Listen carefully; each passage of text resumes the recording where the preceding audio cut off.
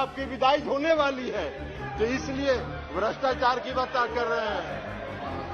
बैठिए ना बाबा, आप विदाई होगा आपका। चलिए बैठिए, भाषण दे रहे हैं। दोनों में से जो सदन उन्हें पसंद है, लोकसभा पसंद है तो लोकसभा, राज्यसभा पसंद है तो राज्यसभा, दोनों में से किसी भी सदन में आकर मणिपुर पे अपनी बात रखिए और सरकार क्या कदम उठाने जा रही है इस विषय से पूरे देश को अवगत कराएं।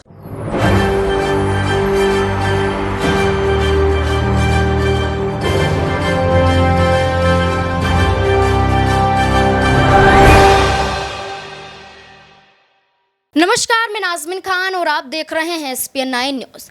क्या संजय सिंह की वापसी राज्यसभा में होती हुई नजर आएगी या फिर मानसून सत्र के लिए जो सस्पेंड कर दिए गए हैं, ऐसे में वो कभी संसद नहीं पहुंच पाएंगे?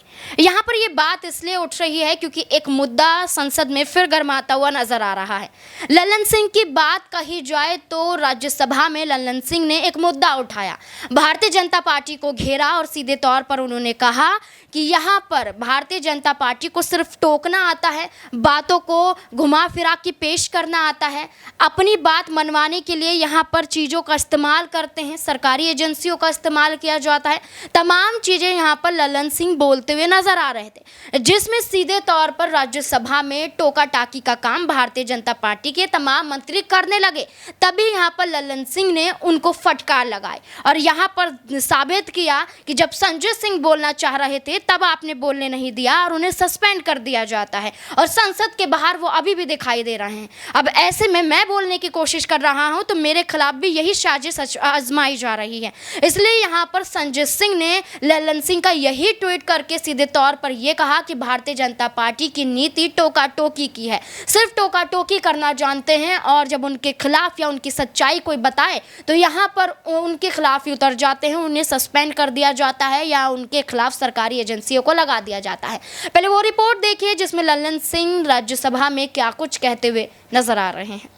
अभी चर्चा कर रहे थे माननीय गृह मंत्री, गठबंधन की चर्चा कर रहे थे, इंडिया की भी चर्चा कर रहे थे।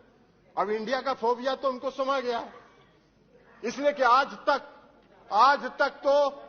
तक तो कभी इन्होंने एनडीए की बैठक नहीं की, आज तक कभी नहीं हुआ था। लेकिन जिस दिन इंडिया की बैठक मंगलोर में हो रही थी उसी दिन इन्होंने एनडीए का बैठक किया। अरे भाई, आपको तो उस फोबिया से आप ग्रस्त हैं,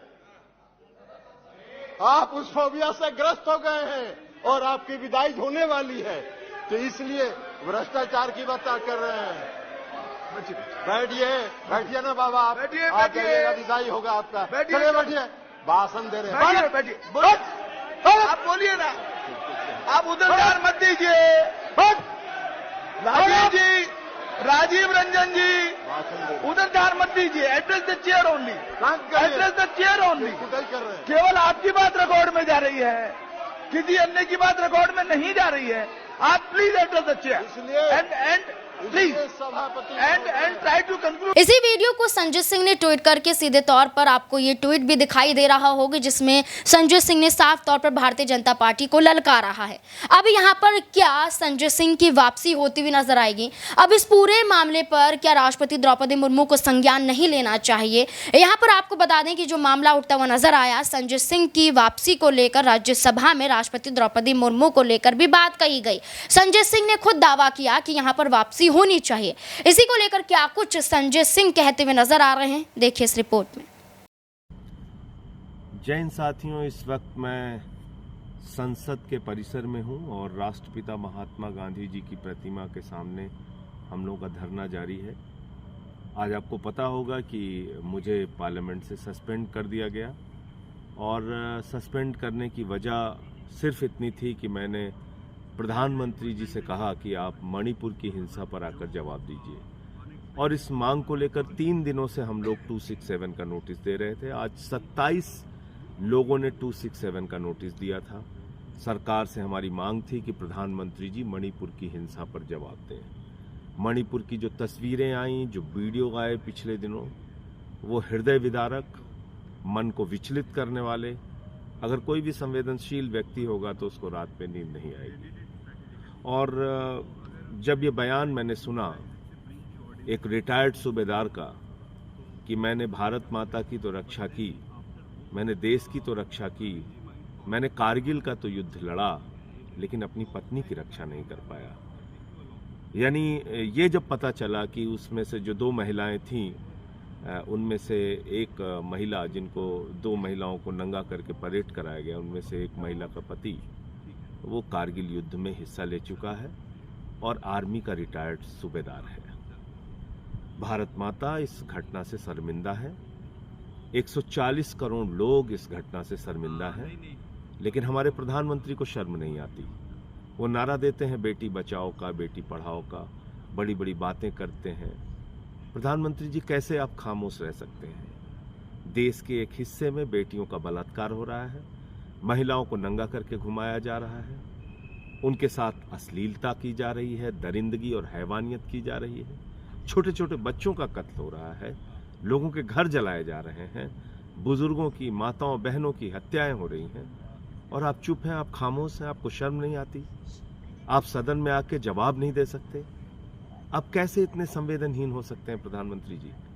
आप पूरी दुनिया की सैर कर रहे हैं, आपको चीता के ऊपर 3 दिन फोटो खिंचवाने की फुर्सत है, आपको रोज रेलवे की झंडी दिखाने की फुर्सत है, आपको मणिपुर पर बोलने की फुर्सत नहीं, लेकिन ब्राजील के फुटबॉलर पे ट्वीट करने और बोलने की फुर्सत है, आपको क्रिकेट के खिलाड़ी की उंगली टूट जाए तो उस पर ट्वीट करने और बोलने की फुर्सत है। ये कैसा दोहरा चरित्र है आपका प्रधानमंत्री जी? आप क्या समझते हैं इस देश के लोगों को? क्या मणिपुर के लोग इंसान नहीं है? क्या मणिपुर भारत का हिस्सा नहीं है? अगर इस प्रकार की दरिंदगी, हैवानियत और हत्या की घटनाएं वहां हो रही हैं, तो आप खामोश कैसे रह सकते हैं? और मैंने कौन सा गुनाह कर दिया ये मांग करके कि प्रधानमंत्री को सदन में आके जवाब देना चाहिए, प्रधानमंत्री को सदन में आके बोलना चाहिए? आप दिन भर में 4 बार कपड़े बदलने की फुर्सत आपके पास है, 10 मिनट 20 मिनट आप सदन में आके मणिपुर की हिंसा पे नहीं बोल सकते?